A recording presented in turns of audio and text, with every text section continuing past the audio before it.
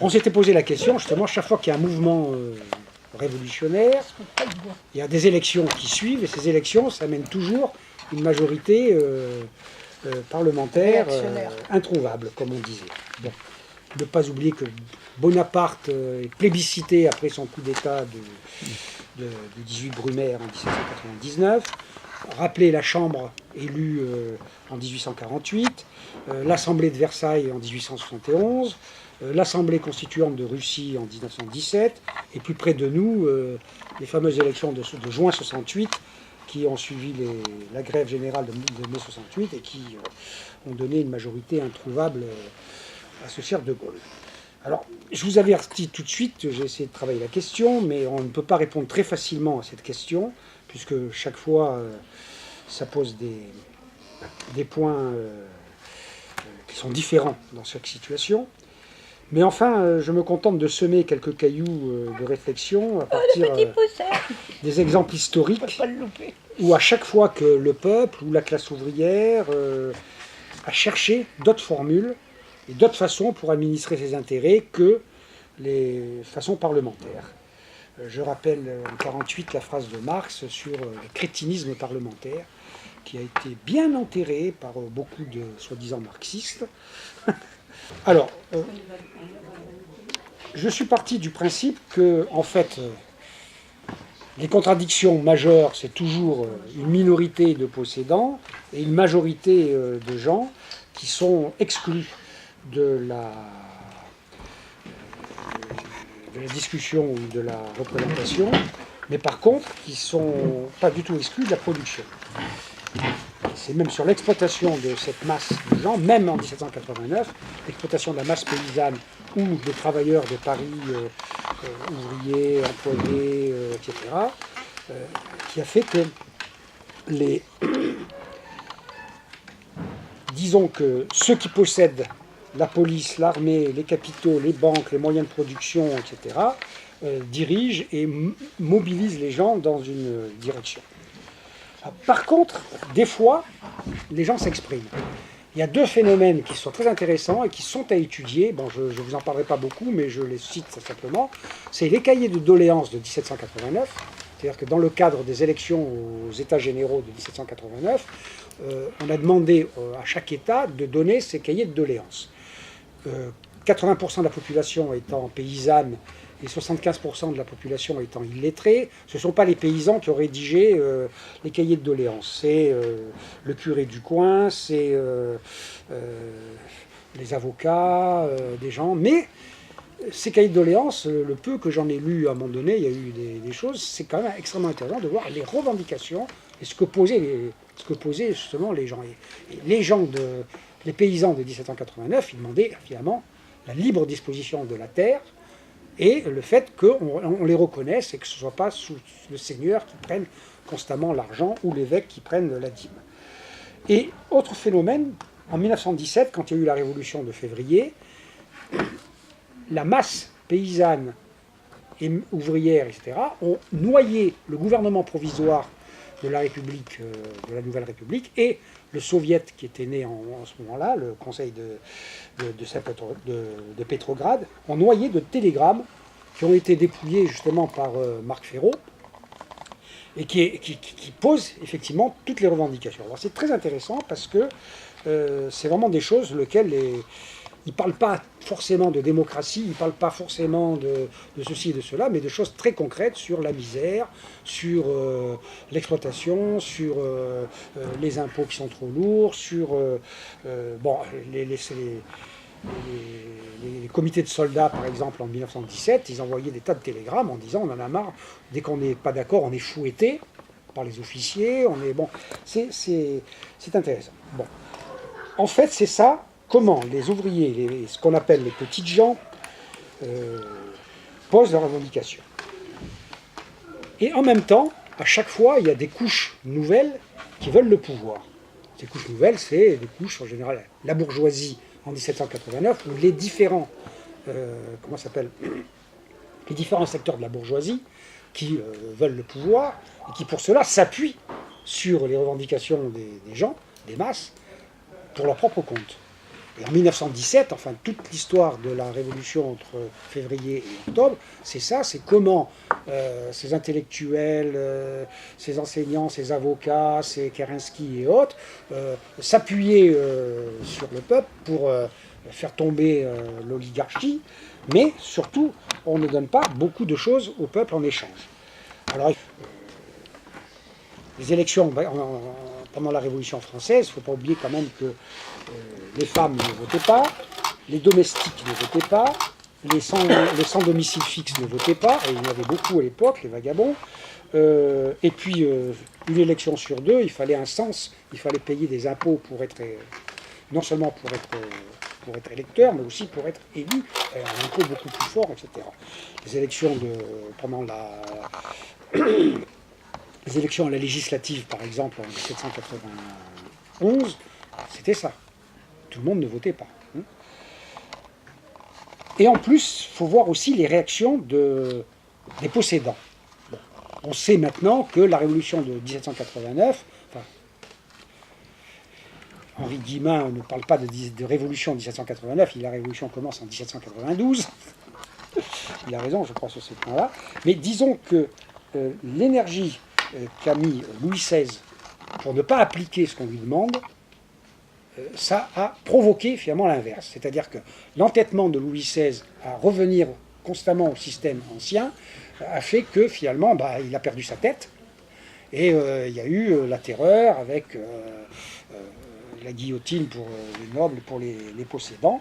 Parce que, disons que sur la base de la résistance de Louis XVI au phénomène, disons, de prise de pouvoir de la bourgeoisie, le peuple s'est emparé, c'est le peuple qui est allé chercher quand même, c'est les femmes qui sont allées chercher Louis XVI à Versailles pour l'amener à Paris.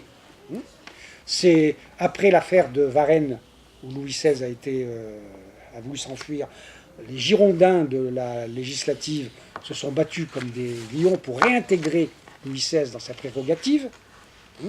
Et il a fallu le 10 août 1792, où le peuple de Paris a pris la décision, lui, d'arrêter Louis XVI et sa famille et de les enlever des Tuileries pour les amener au Temple, c'est-à-dire à la prison. Comment s'est exprimé le peuple à l'époque? Bon, par des manifestations, bien sûr, mais, disons, Paris, surtout Paris, un peu aussi en province, est couvert de ce qu'on appelle les clubs. Bon, vous savez qu'il y avait le club des Jacobins, le club des Feuillants, le club des Cordeliers, tout ça. Bon, je ne vais pas m'étendre là-dessus, mais ces clubs étaient des centres de discussion constante et permanente. Alors évidemment, ce n'est pas forcément le peuple qui y allait, mais le peuple était au courant. En général, dans une réunion du club des Cordeliers, qui était le plus proche, disons, de la population de Paris, les gens étaient dehors, ils attendaient la sortie, et qu'est-ce qui s'est passé, qu'est-ce qu'ils avaient décidé, etc.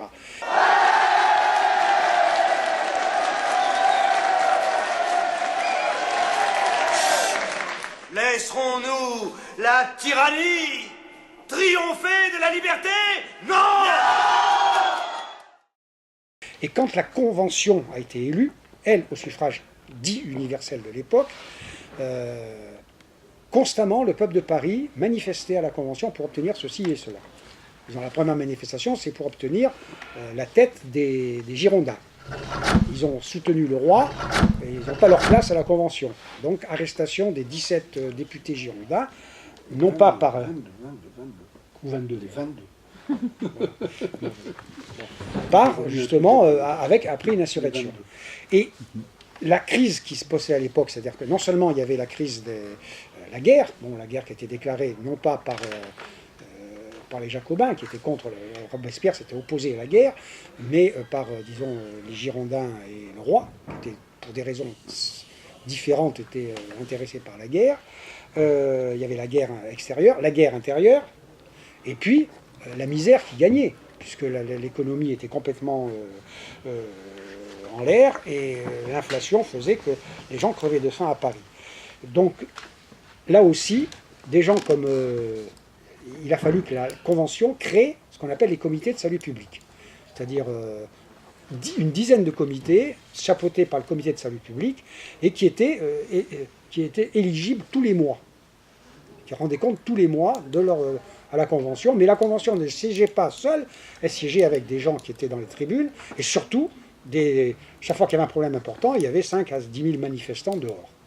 Et c'est comme ça que Robespierre a pu imposer ses vues et diriger le pays, mettre le maximum le maximum des prix, ce qu'on réclamait tout le monde, c'est-à-dire qu'on arrête la montée des prix, et ben le pain il est à temps, et puis il ne sera pas un centime de plus, etc., etc. Bon, donc déjà à cette époque, il y avait une espèce de pouvoir du peuple de Paris qui s'exprimait de cette façon. Alors c'est sûr qu'une fois que le problème, c'est que les Jacobins ne sont pas allés assez loin. Alors je rappelle quand même qu'ils ont voté la loi Le Châtelier, qui interdisait les organisations ouvrières, que la loi sur le maximum n'était pas tout à fait respectée. Donc le peuple demandait une vraie loi, demandait qu'on exproprie les exploiteurs, etc. Parce que tas de gens se sont développés dans la Révolution, les fournitures à l'armée, tout ça, comme comment il s'appelle, Danton et compagnie, pour faire fortune, quoi. Les accapareurs. Les accapareurs. Les accapareurs. Et au bout d'un certain temps, disons, ils ont cessé de se mobiliser pour défendre cette assemblée et puis ce comité de salut public. Et ça a permis le coup d'État de Thermidor, qui a fait que la partie des Jacobins qui n'étaient pas d'accord avec Robespierre, qui trouvaient qu'il allait trop loin, etc., ont amené Robespierre, Saint-Just et Couthon à la guillotine.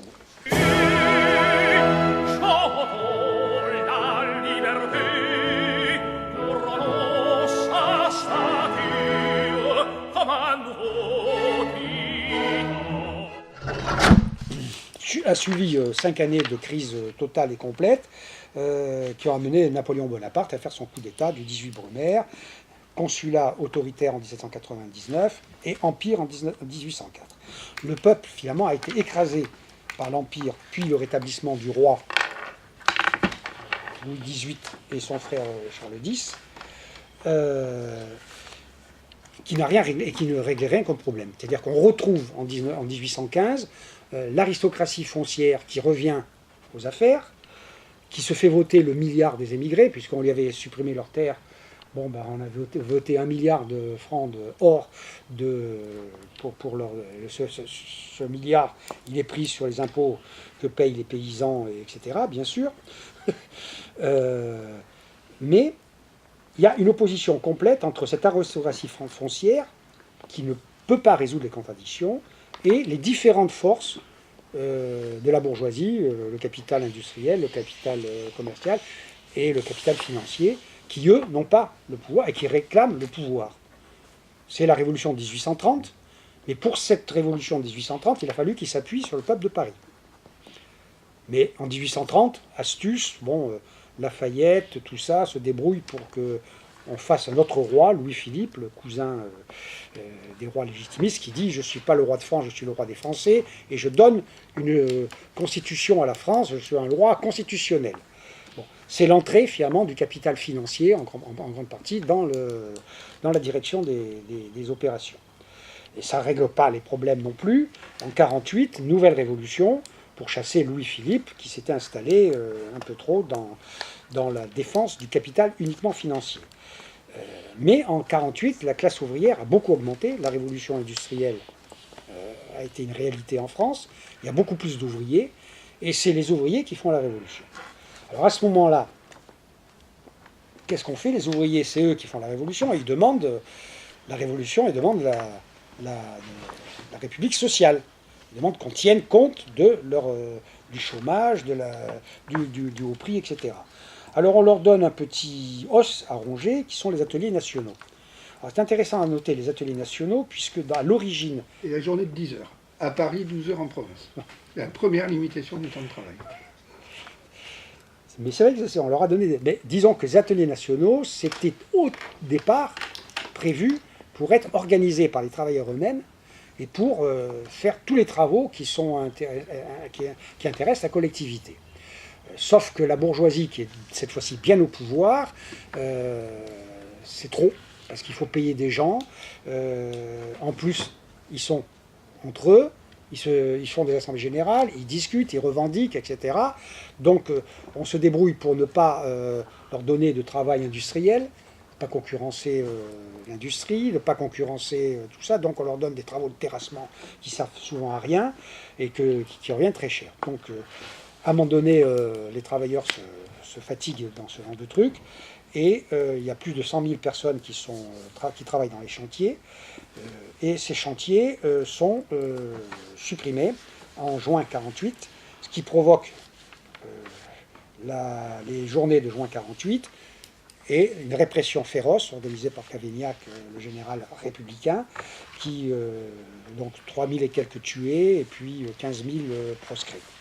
C'est les prémices de ce qui va se passer ensuite en 1871.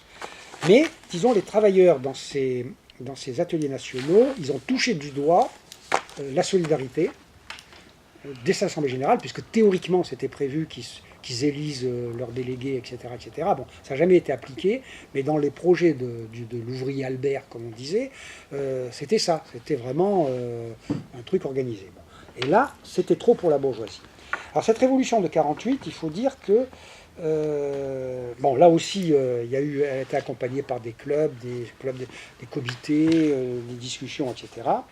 Mais déjà, on sent le hiatus qu'il y a entre la paysannerie française, qui, elle, a trouvé la terre, et même si elle est dans une situation précaire, elle est propriétaire de la terre, et la classe ouvrière de Paris et des grandes villes comme Lyon, Marseille, Lille, etc., il y a un petit hiatus. Mais c'est surtout, le hiatus, c'est surtout entre les besoins de ce qu'on appelle la petite bourgeoisie, qui est attachée à une république. Bon, le discours de Lamartine, quel drapeau on va choisir, le bleu, blanc, rouge ou le rouge? Bon, on choisit le bleu, blanc, rouge. Tous ces avocats, tous ces enseignants, tous ces journalistes se taillent la part du lion dans le partage qui a lieu, disons, dans l'Assemblée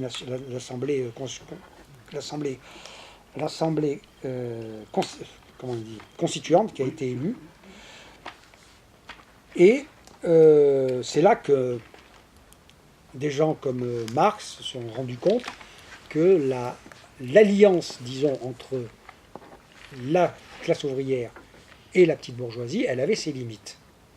Que ce soit en Allemagne, où la petite bourgeoisie n'a pas voulu le pouvoir, par peur justement de la classe ouvrière, ou en France, où la petite bourgeoisie a participé à l'écrasement de la classe ouvrière en juin, c'est là que les textes de Marx sont intéressants, puisqu'ils ont été tenus sous le boisseau, sur le fameux crétinisme parlementaire, en disant on perd son temps, quand les sociodémocrates voulaient des accords pour les élections municipales, régionales, enfin non, à l'époque c'était pas régional, départemental, etc. Marx a dit toutes ces négociations-là ne mèneront à rien. Il faut essayer de voir quelles sont la façon dont on peut se développer les choses. Alors effectivement, il y a eu des réflexions. C'est sûr que la question du développement et de l'international, etc., ne posait pas trop la question des élections au départ, la question de l'émancipation des travailleurs serait l'œuvre des travailleurs eux-mêmes, et tout ça. Et il faut attendre la Commune de Paris pour voir vraiment se développer ce hiatus. Commune de Paris, bon, je ferai peut-être un exposé là-dessus, c'est intéressant de s'arrêter dessus, mais je ne vais pas vous donner les éléments. Ne pas oublier que les élections nationales qui ont eu lieu le 8 février 1871, elles ont été imposées par Bismarck à Thiers, et elles se sont faites en 3 semaines, dans des conditions épouvantables, puisque c'est l'administration napoléonienne qui a assuré ces élections, qu'en plus, le principal argument, c'était qu'il fallait élire une assemblée qui vote immédiatement la paix avec les Allemands, parce qu'il y a 300 000 jeunes Français qui sont prisonniers en Allemagne, et presque tous des paysans, et que les paysans voulaient que ces jeunes rentrent. Et ils n'avaient rien à foutre de l'Alsace-Lorraine, ils n'avaient rien à foutre de 5 milliards des indemnités que négociaient entre Thiers et Bismarck. Eux, ils voulaient voir leurs gamins rentrer pour travailler la terre. Hein. Bon. On était en février, ça approchait. Comment Ouais. Donc ils ont élu les notables locaux, les nobliaux et tout ça pour faire la paix. Et par contre à Paris, qui s'était battu contre les Allemands qui ont subi le siège de Paris, où la bourgeoisie est partie déserter complètement Paris pour aller à Versailles. À Paris, la classe, les travailleurs et le peuple de Paris élit presque essentiellement ce qu'on appelait à l'époque les communards, enfin les gens qui voulaient l'extrême gauche, disons. Il y a une situation d'opposition entre le peuple de Paris et l'Assemblée de Versailles. Alors, elle s'exprime tout de suite dans une institution qui est intéressante, c'est la Garde nationale. La Garde nationale, c'était quelque chose qui a été créé pendant la Révolution française, mais qui était la façon dont la bourgeoisie cherchait à avoir des gens armés pour défendre ses intérêts. Donc, ne pouvaient faire partie de la Garde nationale que des gens qui payaient des impôts et qui achetaient, qui amenaient leur équipement. Ça revenait assez cher, uniformes, armes, etc. En 1871, pendant le siège de Paris, le gouvernement provisoire décide d'ouvrir la Garde nationale à tout le monde, c'est-à-dire il n'y a plus de limite impôts, etc. Et c'est l'État qui fournit l'équipement et qui paye les gens, je ne saurais plus 30 sous par jour, je ne me rappelle plus combien c'était, enfin pas beaucoup, mais de quoi faire vivre une famille à l'époque, c'est ça. Donc effectivement, la Garde nationale, elle passe à 150 000 personnes. Elle a été extrêmement mal dirigée, parce que c'était une armée considérable. Elle a été extrêmement mal dirigée pendant le siège de Paris. On l'a envoyée au massacre à Buzenval, etc. Les officiers, qui étaient tous des officiers de l'armée napoléonienne, n'en avaient rien à foutre de ces troupes-là. Ils n'ont pas voulu ni les former, ni leur apprendre à se battre. Ils les ont envoyés au massacre. Voilà. Donc ils ont commencé à revendiquer déjà, la première chose, l'élection des officiers. Vidage de tout ce qui est officier napoléonien, etc. Et pour ça, ils ont commencé à se réunir par section de Paris. Et sauf les 6 sections des quartiers bourgeois, toutes les sections se réunissent entre le 15 et le 24 février et décident de se fédérer et de créer un comité central de la Garde nationale, dont le premier but, c'est garder les armes et se battre pour éviter le retour des officiers et des lâches. Alors là-dessus, Thiers essaye de récupérer les armes. C'est le fameux 26 février. Ah non, oui, non. 26 février 1871, qui voit la troupe fraterniser avec le peuple, et c'est particulièrement les femmes qui sont venues empêcher la troupe de ramener les canons de Montmartre et de Belleville. Et à ce moment-là, c'est le processus révolutionnaire qui rencontre. Il y a un comité, comment ça s'appelle, une commune insurrectionnelle qui est désignée ou élue par les gens dans la rue, on fusille de généraux, etc. Et qui se constitue en organisme de pouvoir, de double pouvoir par rapport à ça. Et ça s'appuie sur toute une série de clubs, dont beaucoup de clubs de femmes, qui s'occupent de l'éducation, de la santé. On occupe surtout les églises pour faire des comités, des collectifs, etc. Il y a un nombre impressionnant. Et pour une fois, contrairement à ce qui s'est passé jusqu'à présent, les ouvriers, les employés, le bas peuple participent énormément à ce genre de trucs. Et quand il y a les élections à la Commune de Paris, c'était quand, le 15 mars, c'est ça, non, le 26 mars. Le 26 mars, les élections sont organisées. Comment ? Non, mais rien, continue. Le 26 mars, les élections amènent, disons, cette fameuse Commune de Paris, où, effectivement, il y a énormément, justement, de gens qui, d'habitude, n'étaient pas... bon, il y a tous les intellectuels possibles, imaginables, comme c'est normal, les artistes, etc., les chanteurs, des peintres, etc., mais il y a presque 55% d'employés et d'ouvriers. Et c'est là, bon, que quand on lit Marx, qui a dit que c'était un mouvement révolutionnaire, et c'était là l'essence de la dictature du prolétariat, d'après Marx. Alors non pas la dictature d'un parti, mais la dictature de tous ces collectifs, de tous ces comités, et de tous ces gens élus, et qui en sont là pour ça. Tout ça n'empêche pas Nicolas que la commune n'est pas morte. Tout ça n'empêche pas Nicolas que la commune n'est pas morte.